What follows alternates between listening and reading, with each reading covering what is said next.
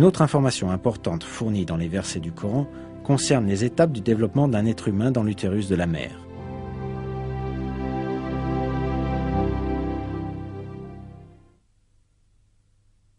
Ensuite, nous avons fait du sperme une adhérence, et de l'adhérence, nous avons créé un embryon.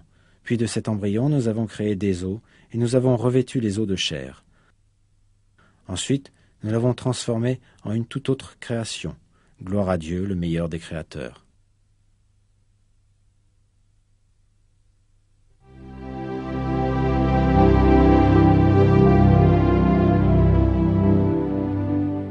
Il est clairement énoncé dans ces versets que dans l'utérus de la mère, les os se développent en premier, puis les muscles se forment et les recouvrent.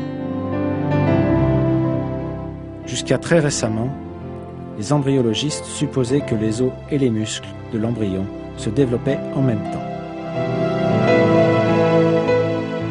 Pourtant, des recherches conduites grâce au nouveau développement technologique ont produit des conclusions qui correspondent exactement à ce qui est décrit dans le Coran.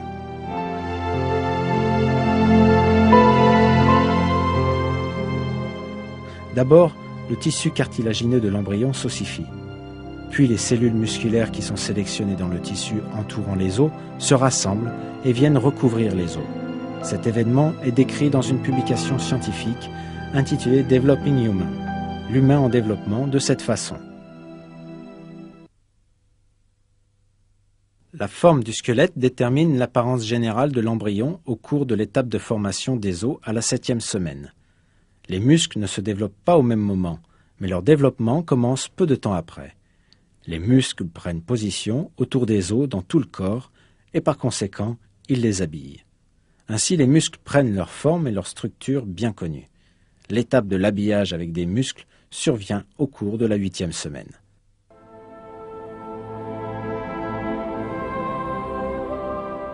En bref, les étapes du développement de l'homme, comme décrites dans le Coran, sont en parfaite harmonie avec les découvertes de l'embryologie moderne.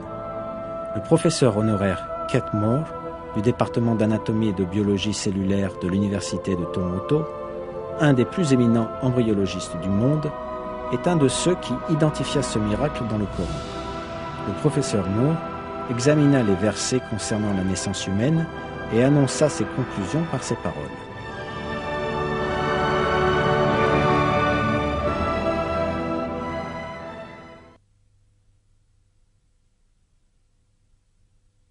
Il m'a été très agréable d'aider à clarifier les indications du Coran concernant le développement humain.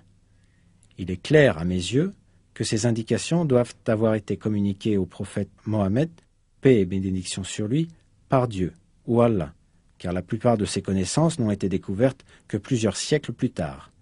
Cela prouve à mes yeux que le prophète Mohammed, paix et bénédiction sur lui, a dû être un messager de Dieu ou Allah.